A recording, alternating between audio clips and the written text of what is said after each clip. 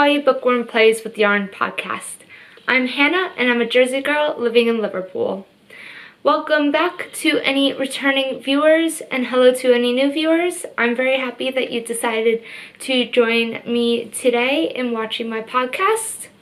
Just to let you know, any links for my Instagram, my Ravelry page, the Ravelry group page for this, and anything that I talk about will be in the description box below. Sorry about this weird sunbeam, I'm trying to avoid it. Not doing a good job avoiding it though. Anyways, just to let you know, the knit along that I am hosting is ending in just over a week. It's November 1st is the last, I'll be closing the finished object thread at midnight-ish on October 31st. If I forget, then at some point on November 1st. And I still haven't figured out any giveaway prizes for that, but I promise I'll figure something out for that.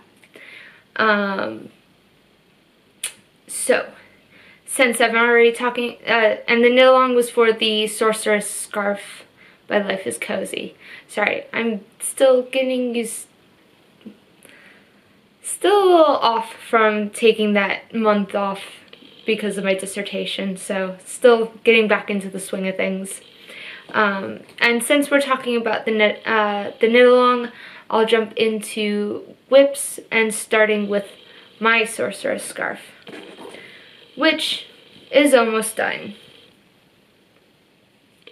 I just have to do the last couple of decreases here and it'll be finished.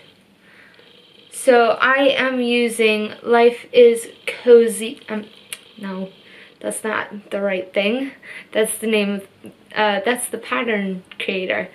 I'm using Fiber for the People yarn in the Gata Lava Moana Loa colorway. And it's gorgeous. I love it. And it's coming out to be nice and big.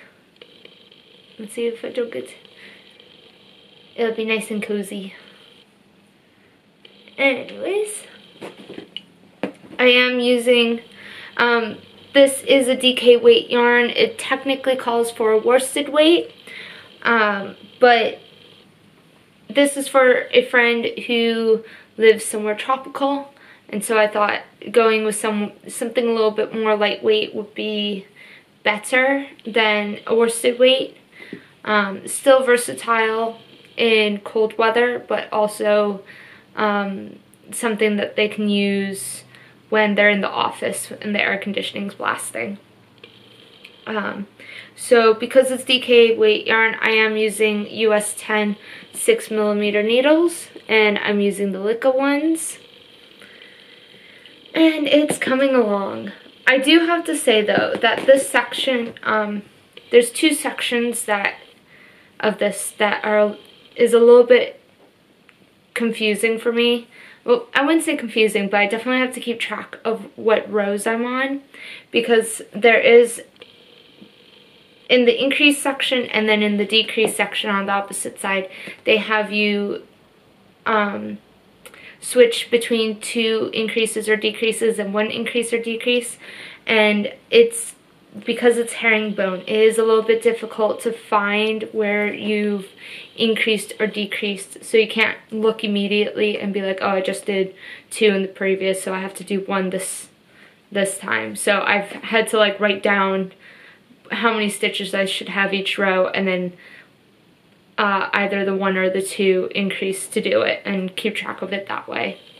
But other than that, it's a fairly easy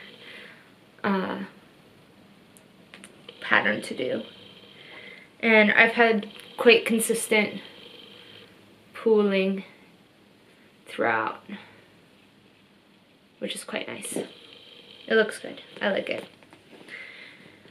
So that is the Sorceress Scarf by Life is Cozy.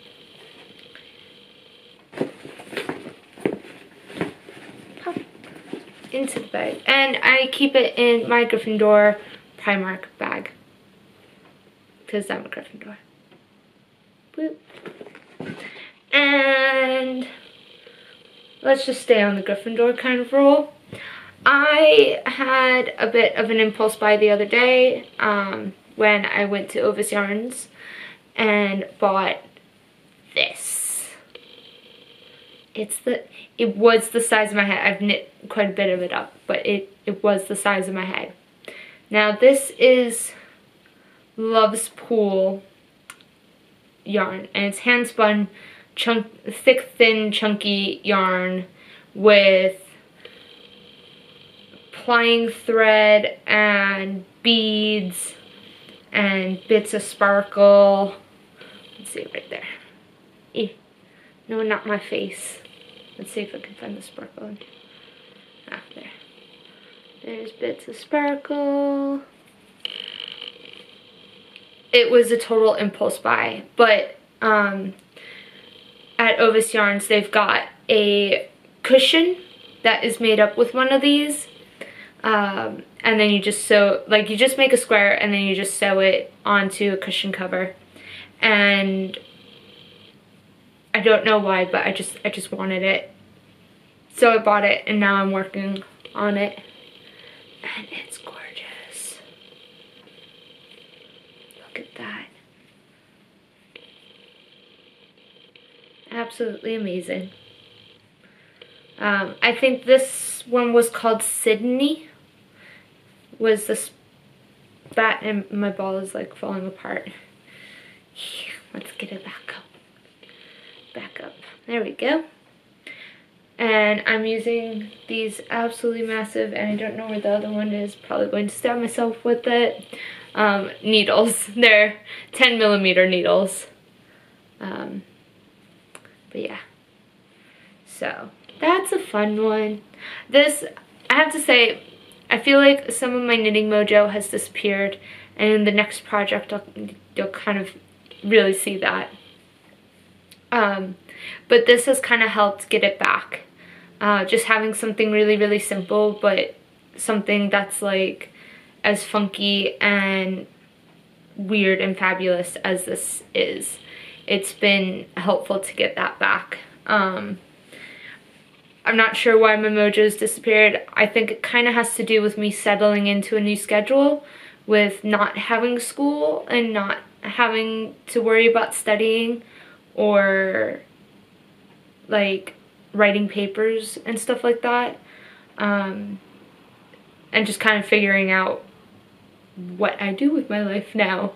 I think that's why my mojo's disappeared a little bit, which makes me sad because I would like it to come back, but can't force these things sometimes. And the next project is living in my Edinburgh bag. I use this one so much, and it pretty much exclusively houses socks. And that is what I have in here. So I tore out the honeycomb socks that I was making out of Vine yarns in her Edinburgh colorway, and I decided that I'm just going to do a vanilla sock, something easy. And I've got about 50 grams of this left from a 100 gram skein. And then I'm going to do contrasting toes and heels in this color. So this is Mothy and the Squid. And I cannot remember the colorway. Not sure. Don't remember the colorway. But, so all I've done is the toes. And I casted these on not last week, but the week before, because I went to Disneyland last week. And I took the train, so I had 3 trains, each about an hour and a half long, and so plenty of knitting time. Saturday is when, no, Friday morning is when I finally got past the toe. I've not even started on this part yet, which this is Wool and Vine yarns as well. It's called Brain Freeze, and I think it was a one-of-a-kind colorway. But that's how badly my knitting mojo has disappeared. I had probably about a total of 8 hours on the train there and back to knit. And this is all I've done. So, yeah. Hoping to kickstart it with that other project and hoping that it'll come back eventually. I'm still working on things, it's just I'm not enjoying it as much and I'm not making as much progress as I would like to be making. So that's that. And last but not least, what I've been working on is a pair of mittens. These are the Azurite mittens by Blacker Yarns, and I have a thumbless mitten, and that's the pattern. It's really nice. This purple yarn is Serdar Harap Tweed, and does it have a colorway? Nope, shade number 108. But it's this really nice purple. And then this is leftover Realma Phenol PT2 from my Winter Soul cardigan, or pullover, not cardigan. So yeah, there's that one. And I have started the cuff of the next one. You knit the cuff flat, and then so that you get this like, the rib doesn't go that way like it normally does, it goes that way. Sorry, my camera is like set up a bit further than normal because the headroom's all weird. Anyways.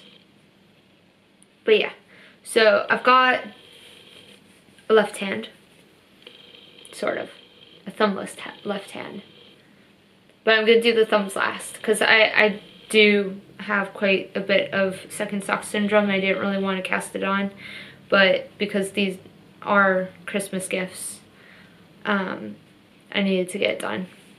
So I decided I'll just do the thumbs last on both of them and just get this started. So I need to do about 8 inches of this before I can start the rest of it. So, and then it's living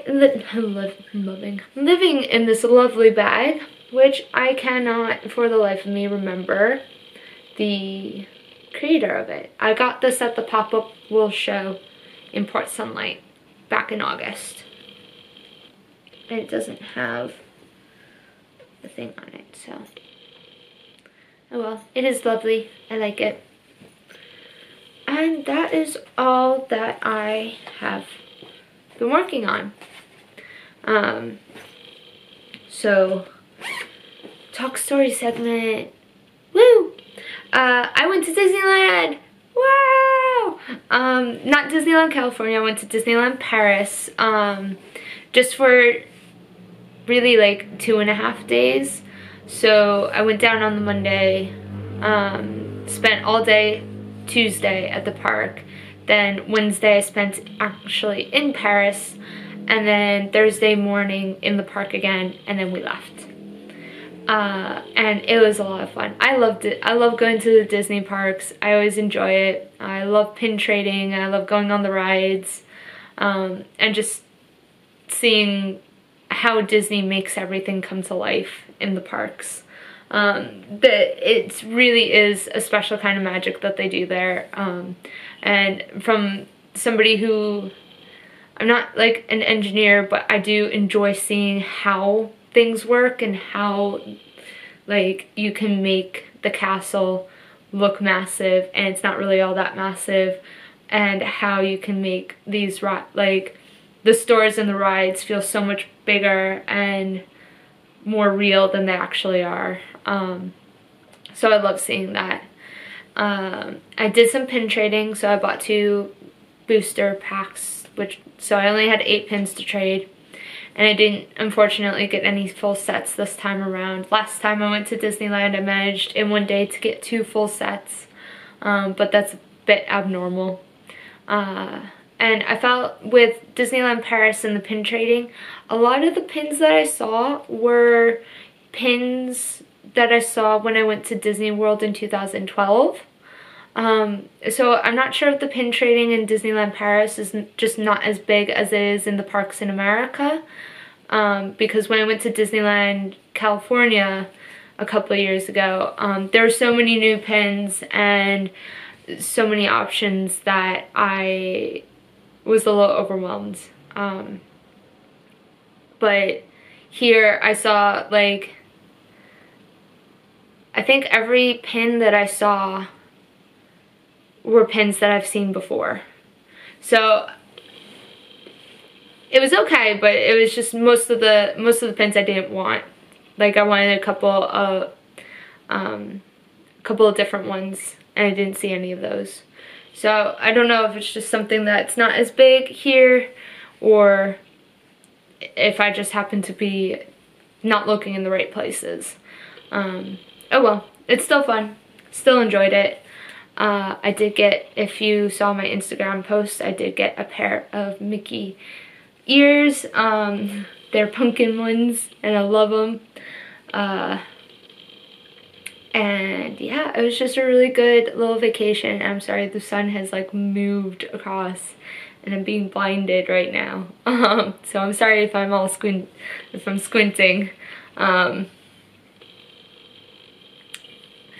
But yeah, so it was a really nice little vacation to go with my boyfriend and enjoy Disneyland in Paris. I got some really good, yummy, gluten-free waffles in Paris.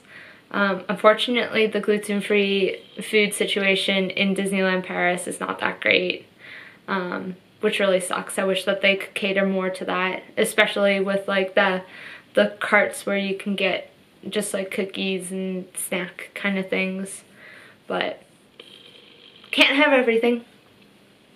So yeah. That's pretty much it. Disneyland and then just applying to jobs as usual. There's no news, nothing to report on that, unfortunately, though I did get my first physical rejection letter, like an actual piece of paper saying you were not a successful candidate. I don't know why, but like having an actual physical rejection letter is just, it's interesting. So used to getting emails or just not getting any response at all. But yeah, so that's it for Talk Story. That's it for my whips. I've got no finished objects. This was stash additions to the hoard, but I talked about it in the whips, so that's about all there is to talk about. So I hope you guys enjoy your knitting. Have a good day.